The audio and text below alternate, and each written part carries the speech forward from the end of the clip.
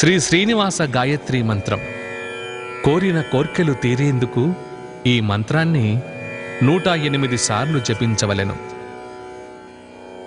ఓం నిరంజనాయ విద్మహే నిరాభాసాయ ధీమహి తన్నో శ్రీనివాస ప్రచోదయాత్. ఓం నిరంజనాయ విద్మహే నిరాభాసాయ ధీమహి తన్నో శ్రీనివాస ప్రచోదయాత్.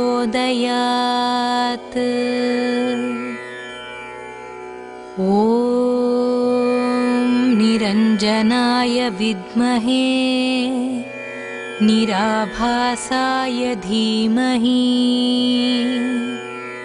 తన్నో శ్రీనివాస ప్రచోదయాత్. ఓం నిరంజనాయ విద్మహే నిరాభాసాయ ధీమహి తన్నో శ్రీనివాస ప్రచోదయాత్. ఓం నిరంజనాయ విద్మహే నిరాభాసాయ ధీమహి తన్నో శ్రీనివాస ప్రచోదయాత్. ఓం నిరంజనాయ విద్మహే నిరాభాసాయ ధీమహి తన్నో శ్రీనివాస ప్రచోదయాత్.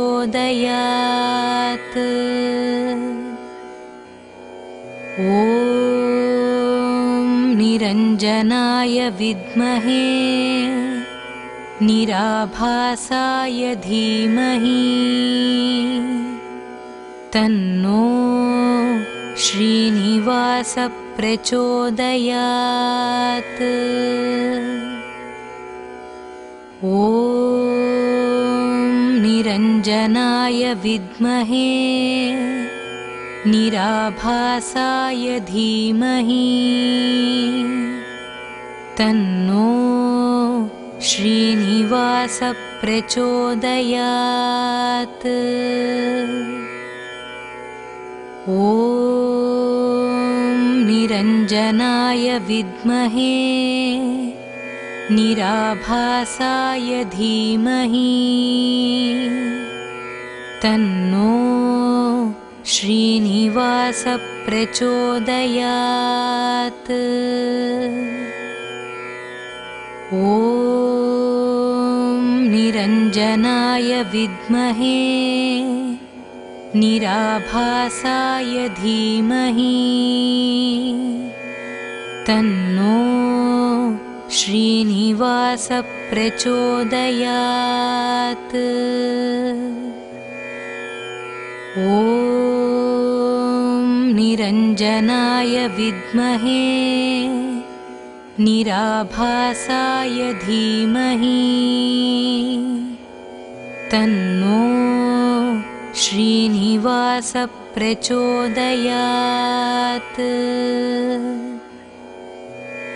ఓం నిరంజనాయ విద్మహే నిరాభాసాయ ధీమహి తన్నో శ్రీనివాస ప్రచోదయాత్.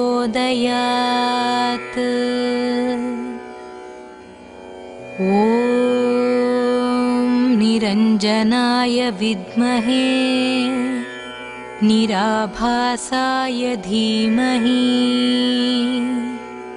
తన్నో శ్రీనివాస ప్రచోదయాత్. ఓం నిరంజనాయ విద్మహే निराभासाय धीमहि तन्नो श्रीनिवास प्रचोदयात्। ॐ निरञ्जनाय विद्महे निराभासाय धीमहि तन्नो श्रीनिवास प्रचोदयात्। ॐ निरञ्जनाय विद्महे निराभासाय धीमहि तन्नो श्रीनिवास प्रचोदयात्। ॐ निरञ्जनाय विद्महे निराभासाय धीमहि तन्नो श्रीनिवास प्रचोदयात्। ॐ निरञ्जनाय विद्महे निराभासाय धीमहि तन्नो श्रीनिवास प्रचोदयात्। ॐ निरञ्जनाय विद्महे निराभासाय धीमहि तन्नो श्रीनिवास प्रचोदयात्। ॐ निरञ्जनाय विद्महे निराभासाय धीमहि तन्नो श्रीनिवास प्रचोदयात्। ॐ निरञ्जनाय विद्महे निराभासाय धीमहि तन्नो श्रीनिवास प्रचोदयात्। ॐ निरञ्जनाय विद्महे निराभासाय धीमहि तन्नो श्रीनिवास प्रचोदयात्। ॐ निरञ्जनाय विद्महे निराभासाय धीमहि तन्नो श्रीनिवास प्रचोदयात्। ॐ निरञ्जनाय विद्महे निराभासाय धीमहि तन्नो श्रीनिवास प्रचोदयात्।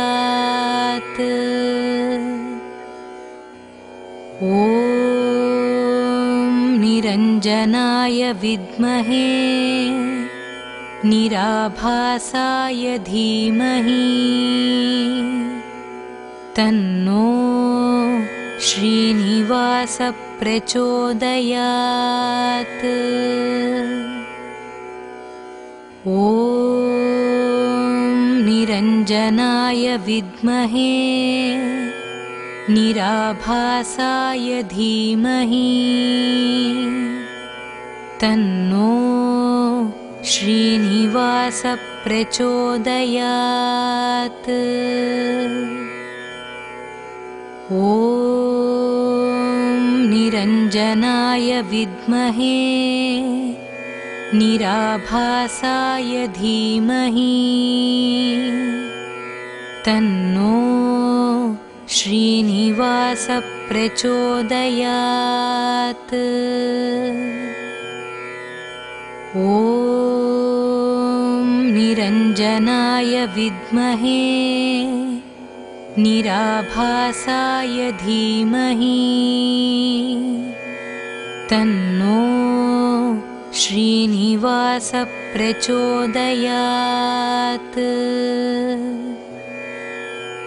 ॐ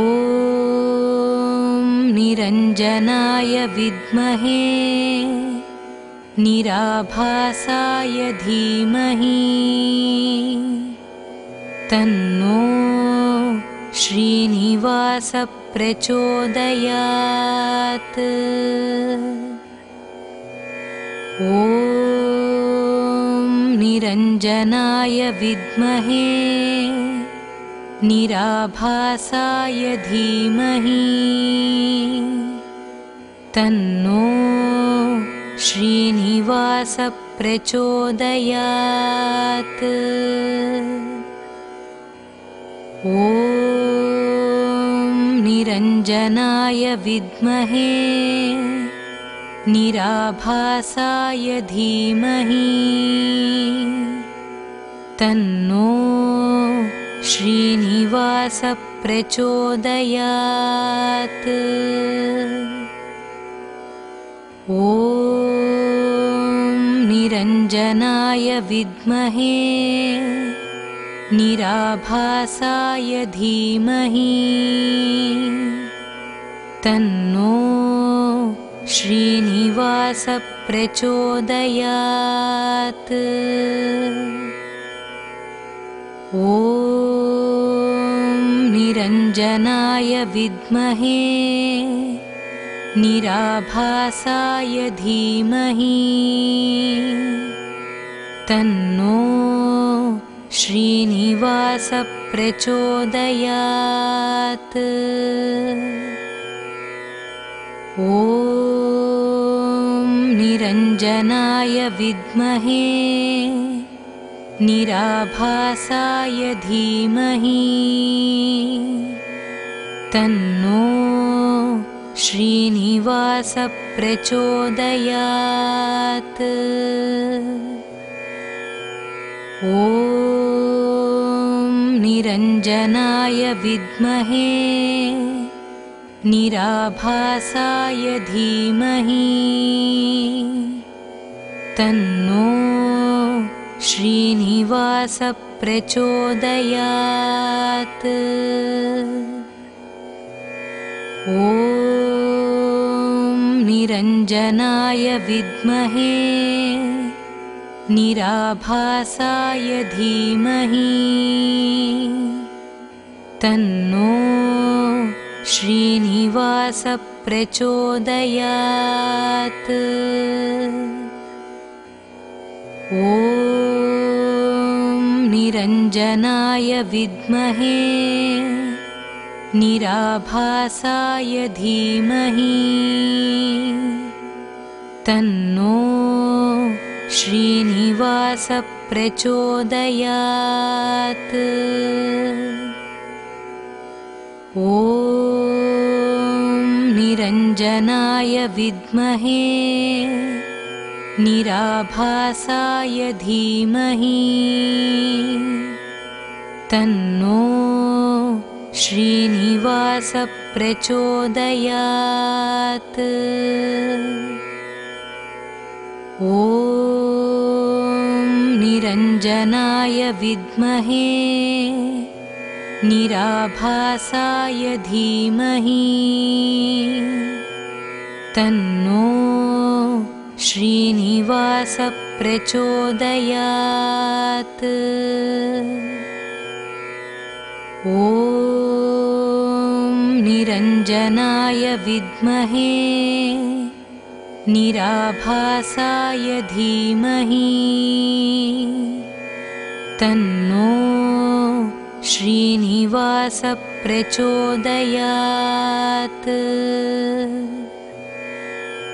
ॐ निरञ्जनाय विद्महे निराभासाय धीमहि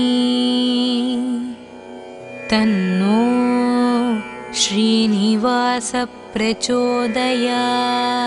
ॐ ॐ निरञ्जनाय विद्महे निराभासाय धीमहि तन्नो श्रीनिवास प्रचोदयात्। ॐ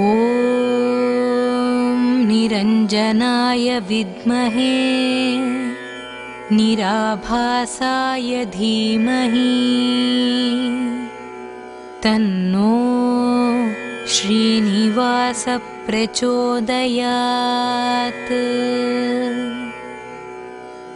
ॐ निरञ्जनाय विद्महे निराभासाय धीमहि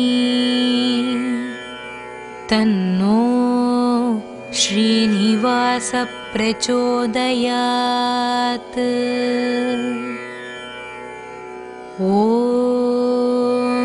निरञ्जनाय विद्महे निराभासाय धीमहि तन्नो श्रीनिवास प्रचोदयात्। ॐ निरञ्जनाय विद्महे निराभासाय धीमहि तन्नो श्रीनिवास प्रचोदयात्। ॐ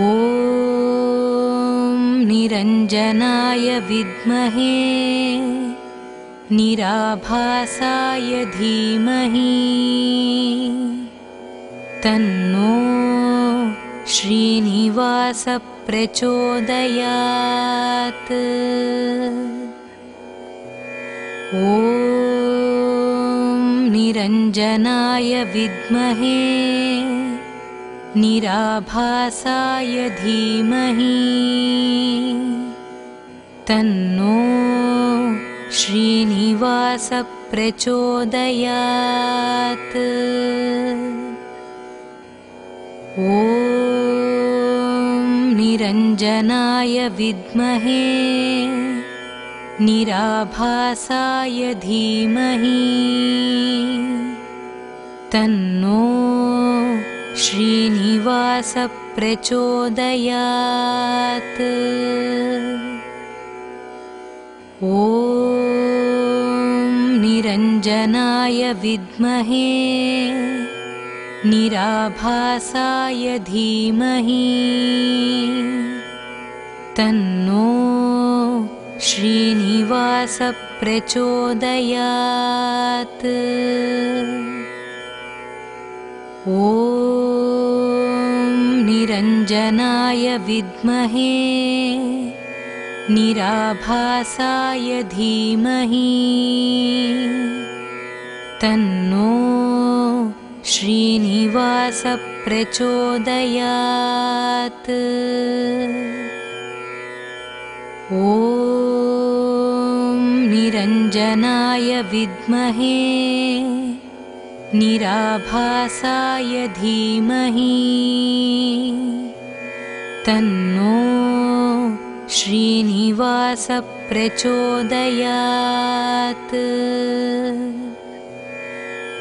ॐ निरञ्जनाय विद्महे निराभासाय धीमहि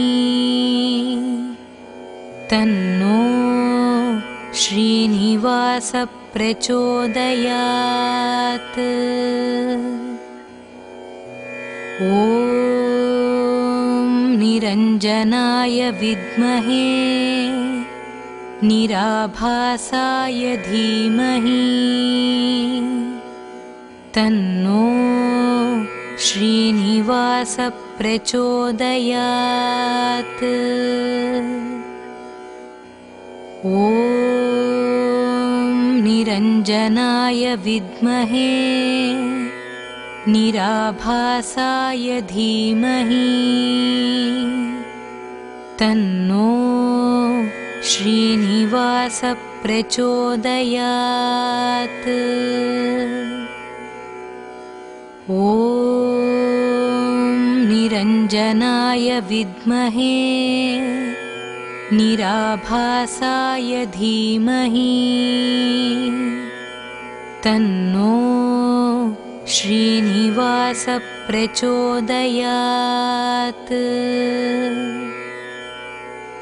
ॐ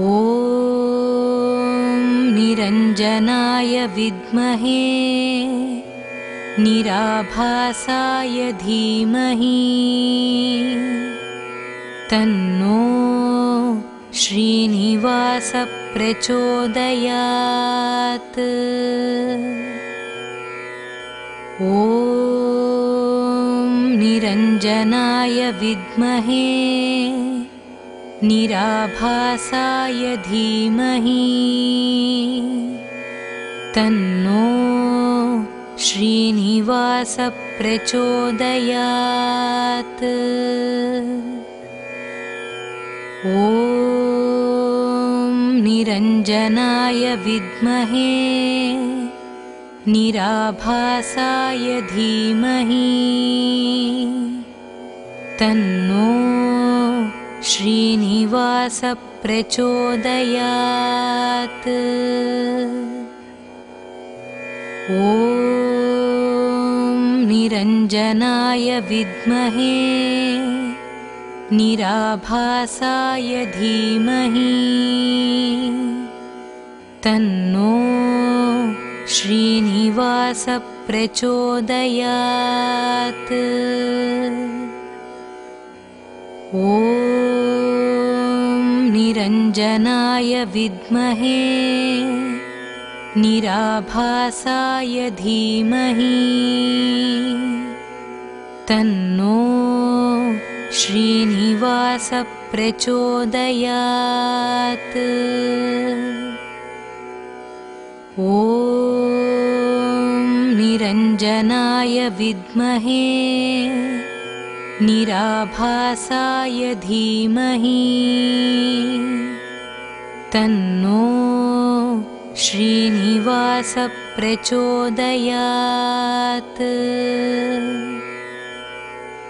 ॐ निरञ्जनाय विद्महे निराभासाय धीमहि तन्नो श्रीनिवास प्रचोदयात्। ॐ निरञ्जनाय विद्महे निराभासाय धीमहि तन्नो श्रीनिवास प्रचोदयात्। ॐ निरञ्जनाय विद्महे निराभासाय धीमहि तन्नो श्रीनिवास प्रचोदयात्। ॐ निरञ्जनाय विद्महे निराभासाय धीमहि तन्नो श्रीनिवास प्रचोदयात्। ॐ निरञ्जनाय विद्महे निराभासाय धीमहि तन्नो श्रीनिवास प्रचोदयात्। ॐ निरञ्जनाय विद्महे निराभासाय धीमहि तन्नो श्रीनिवास प्रचोदयात्। ॐ निरञ्जनाय विद्महे निराभासाय धीमहि तन्नो श्रीनिवास प्रचोदयात्। ॐ निरञ्जनाय विद्महे निराभासाय धीमहि तन्नो श्रीनिवास प्रचोदयात्। ॐ निरञ्जनाय विद्महे निराभासाय धीमहि तन्नो श्रीनिवास प्रचोदयात्। ॐ निरञ्जनाय विद्महे निराभासाय धीमहि तन्नो श्रीनिवास प्रचोदयात्। ॐ निरञ्जनाय विद्महे निराभासाय धीमहि तन्नो श्रीनिवास प्रचोदयात्। ॐ निरञ्जनाय विद्महे निराभासाय धीमहि तन्नो श्रीनिवास प्रचोदयात्। ॐ निरञ्जनाय विद्महे निराभासाय धीमहि तन्नो श्रीनिवास प्रचोदयात्। ॐ निरञ्जनाय विद्महे निराभासाय धीमहि तन्नो श्रीनिवास प्रचोदयात्। ॐ निरञ्जनाय विद्महे निराभासाय धीमहि तन्नो श्रीनिवास प्रचोदयात्। ॐ निरञ्जनाय विद्महे निराभासाय धीमहि तन्नो श्रीनिवास प्रचोदयात्। ॐ निरञ्जनाय विद्महे निराभासाय धीमहि तन्नो श्रीनिवास प्रचोदयात्। ॐ निरञ्जनाय विद्महे निराभासाय धीमहि तन्नो श्रीनिवास प्रचोदयात्। ॐ निरञ्जनाय विद्महे निराभासाय धीमहि तन्नो श्रीनिवास प्रचोदयात्। ॐ निरञ्जनाय विद्महे निराभासाय धीमहि तन्नो श्रीनिवास प्रचोदयात्। ॐ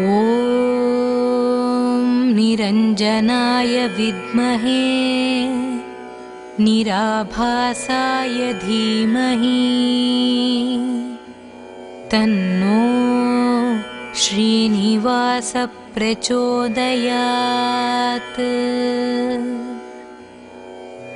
ॐ निरञ्जनाय विद्महे निराभासाय धीमहि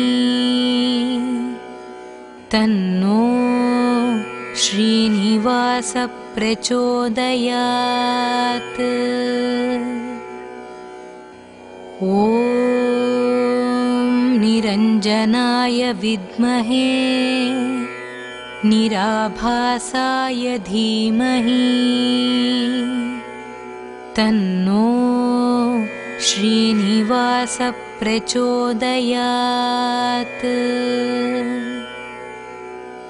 ॐ निरञ्जनाय विद्महे निराभासाय धीमहि तन्नो श्रीनिवासः प्रचोदयात्। ॐ निरञ्जनाय विद्महे निराभासाय धीमहि तन्नो श्रीनिवासः प्रचोदयात्। ॐ निरञ्जनाय विद्महे निराभासाय धीमहि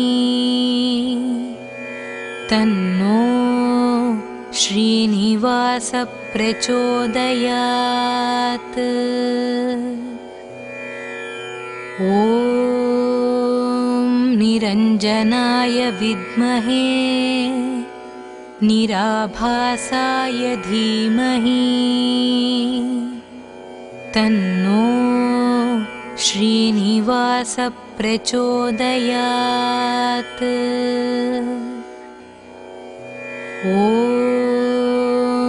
निरञ्जनाय विद्महे निराभासाय धीमहि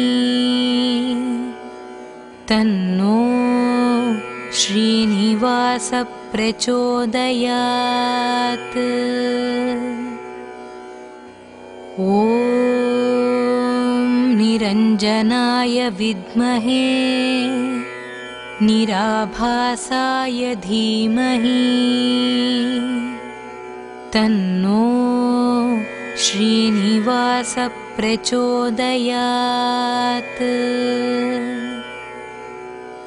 ॐ निरञ्जनाय विद्महे निराभासाय धीमहि तन्नो श्रीनिवासः प्रचोदयात्।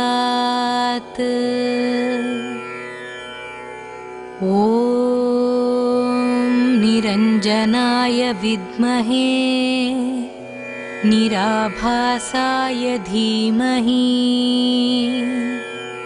तन्नो श्रीनिवासः प्रचोदयात्। ॐ निरञ्जनाय विद्महे निराभासाय धीमहि तन्नो श्रीनिवासः प्रचोदयात्। ॐ निरञ्जनाय विद्महे निराभासाय धीमहि तन्नो श्रीनिवासः प्रचोदयात्। ॐ निरञ्जनाय विद्महे निराभासाय धीमहि तन्नो श्रीनिवासः प्रचोदयात्। ॐ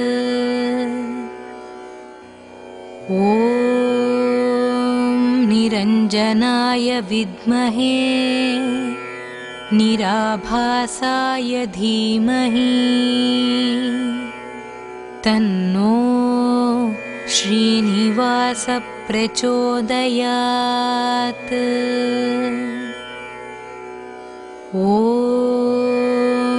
निरञ्जनाय विद्महे निराभासाय धीमहि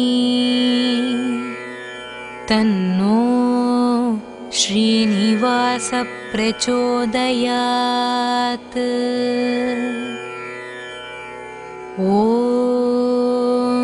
निरञ्जनाय विद्महे निराभासाय धीमहि तन्नो श्रीनिवास प्रचोदयात्।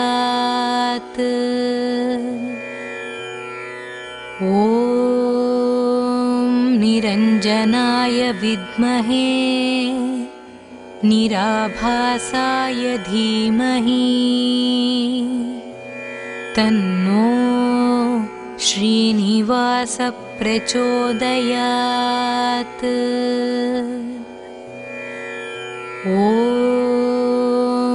निरञ्जनाय विद्महे निराभासाय धीमहि तन्नो श्रीनिवास प्रचोदयात्।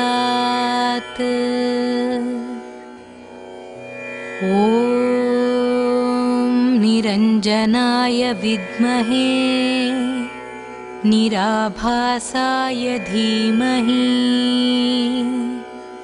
तन्नो श्रीनिवास प्रचोदयात्।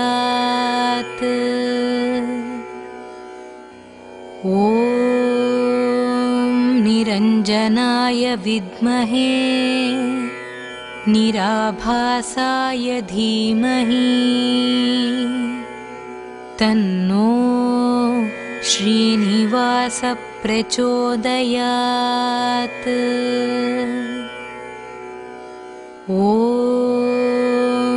निरञ्जनाय विद्महे निराभासाय धीमहि तन्नो श्रीनिवास प्रचोदयात्।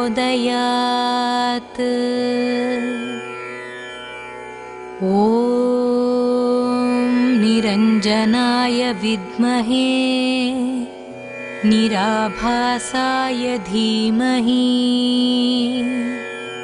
तन्नो श्रीनिवास प्रचोदयात्।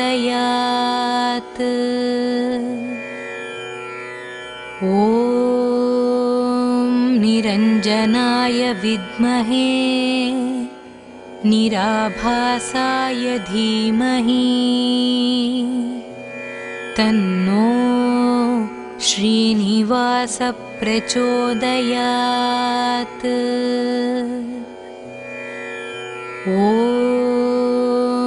निरञ्जनाय विद्महे निराभासाय धीमहि तन्नो श्रीनिवास प्रचोदयात्।